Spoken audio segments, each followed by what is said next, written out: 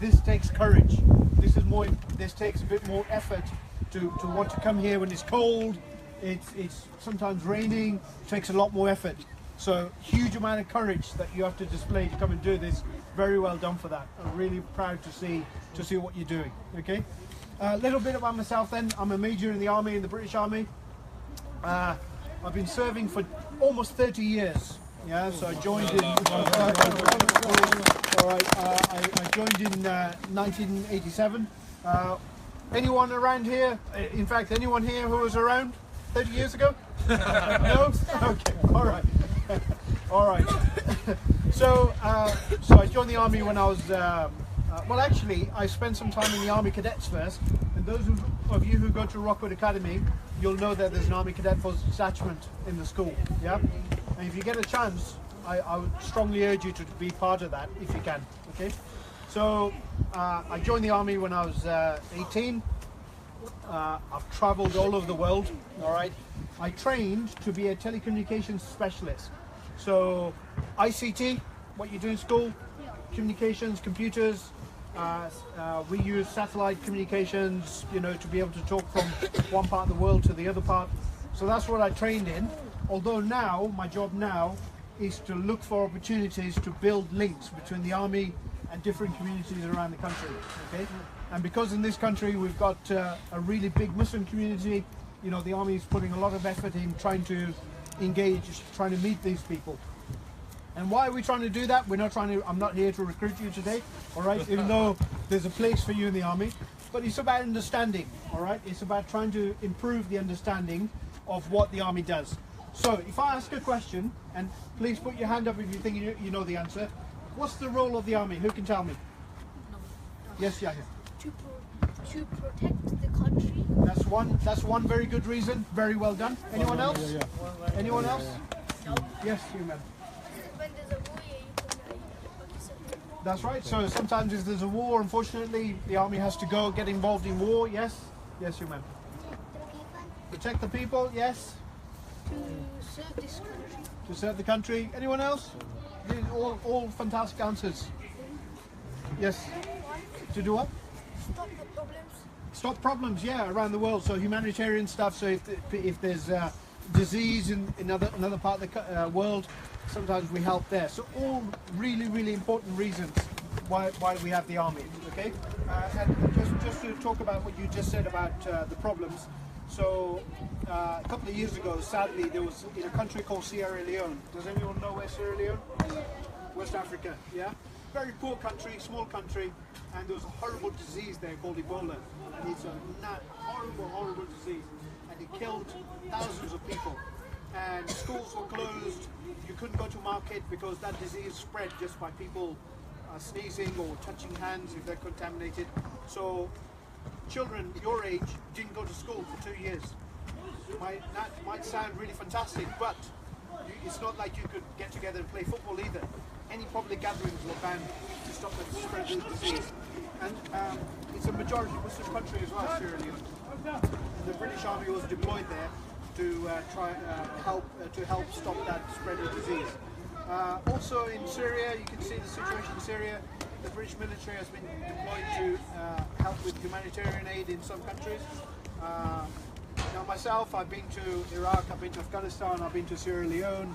I've also had some wonderful experiences in the army. I've been out to the Himalayas, trekking in the Himalayas. That was a wonderful opportunity. The army helped me to perform Umrah for the first time in 2015.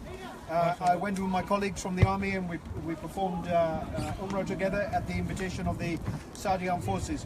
So the army is not simply about combat. Okay, there's a lot more to it. We have 147 different types of jobs in the army. Yeah, who can tell me what sort of jobs do you think you might be able to do in the army? Yeah, fighting soldiers. We have fighting soldiers. Yeah.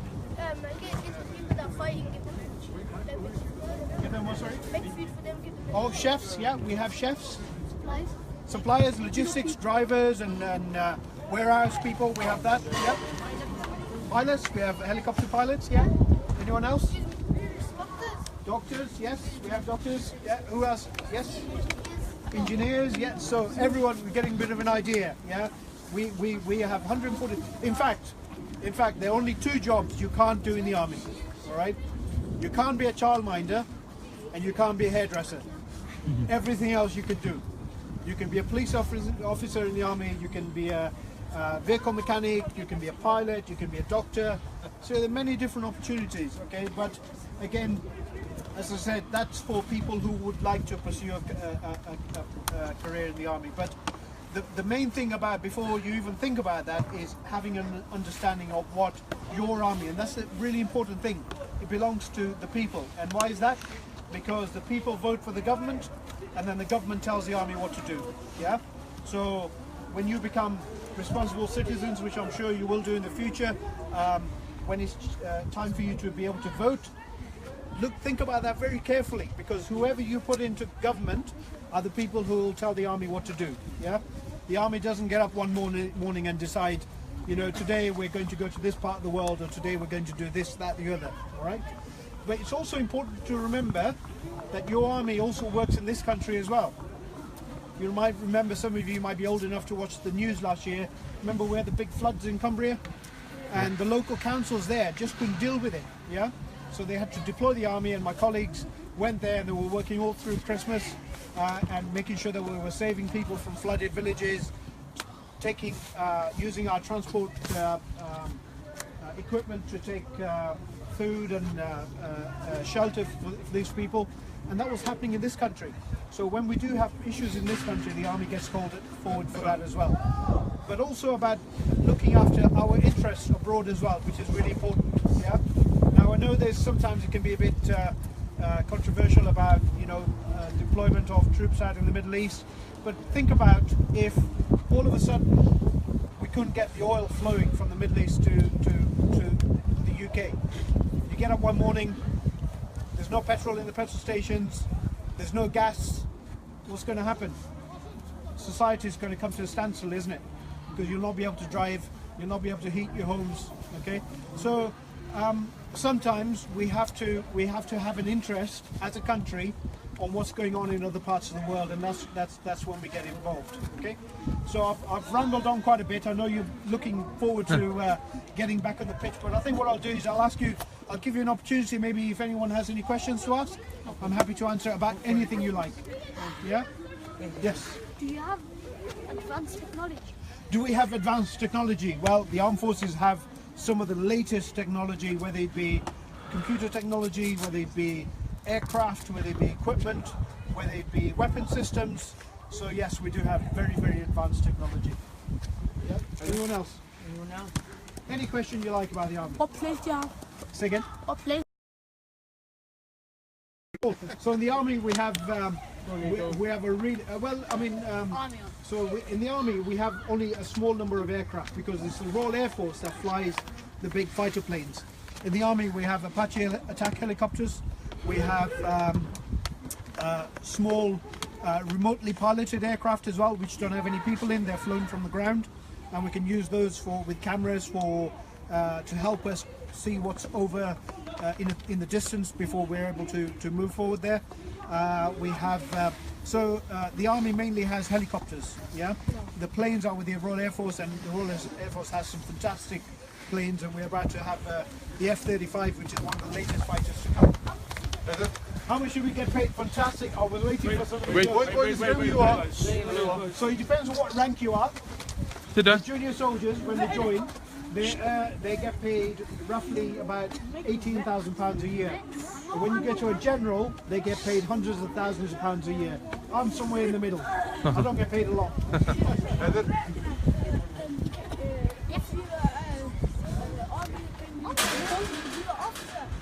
Can you be an officer?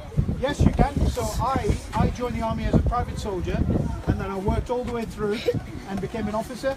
But you can also join the army as an officer directly. Yeah? And you don't have to be from university to do that. You can do that from school. As long as you do well in your studies, you know, you can join the army with no qualifications or with a degree. Okay? So, but you have to meet a minimum standard.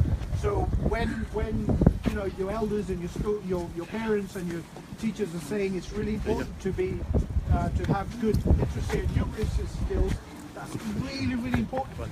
Any job you go to outside, any job at all, now more and more you need to have basic literacy and numeracy skills. Really important. Yeah. So even for the army, if you have no literacy and numeracy skills, then unfortunately you'll not be able to join. But if you have the levels, basic levels of literacy and numeracy, you can join the army. Yeah. You get good food. Sometimes we do get good food. Sometimes it's not so good, but you know, it's one of those things. Yeah. But we have our own chefs who make the food as well. Yes. Do you like Donald Trump? Do I what? Like Donald Trump? Or Do I like Donald Trump? Well, when you're in uniform, it's very difficult for you to answer questions to do with politics. So I'll not go into that one. Do science. Do stuff with Science. science, yeah. So we have engineers, we have scientists, army scientists, we have army medical staff, biomedical scientists who get involved in the scientific side of things. We have Royal Military Police, who some of them I suspect would have forensic training. Yes. Yeah. One final question. One more. You get halal food. Very good question. Yes, we do. Not in every single barracks, but in some barracks, some of the bigger barracks, we do get halal food because not only do we cater for the small number of Muslims serving in the British Armed Forces, but a lot of the training establishments also train people from other parts of the country, like the Middle East, for example. So we have to make sure that we cater for them. But where you can't get halal food, the army provides vegetarian food or alternatives. Yeah. Can I ask everyone to give Naveed a fantastic round of applause? That was great. If you want to know any further, please ask Q&A sessions on a one-to-one or ask us and we will try to get Naveed to come again. Can I ask, just to finish off, have one group photo and we'll see how long we got before we continue with the second half. Okay, so get together. Get together. Wait. Oi, Boys, Hamza. Hamza. Everyone away. What are you doing, Hamza? Okay, we'll just stand to one side. Come on, boys. Boys, Come on, kids. You get in there. boys, in the middle. Over there, son. Eh?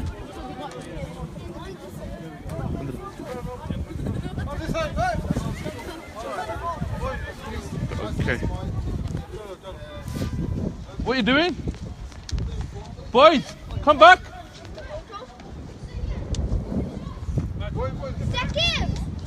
Come on. Come on. Come on, just quick photo. Mamu, come here. Keep that. Live, right? Go on, get in there. You know that's live and keep that going.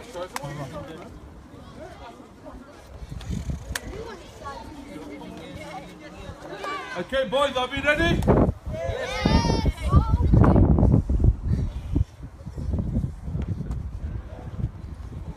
Hey, listen, man. Take one.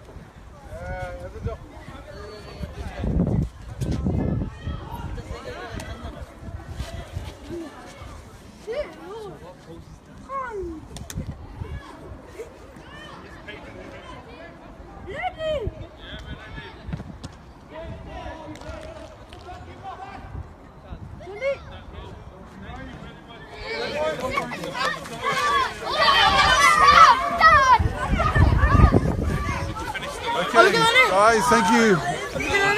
Okay. Just a quick update, Mohammed Ali, on our special guest today. Yeah, I mean, we were fortunate enough to have two special guests today. One was Major Naveed, who's come here on behalf of the armed forces just to give the young kids an insight into how you can forge a career in the British Army.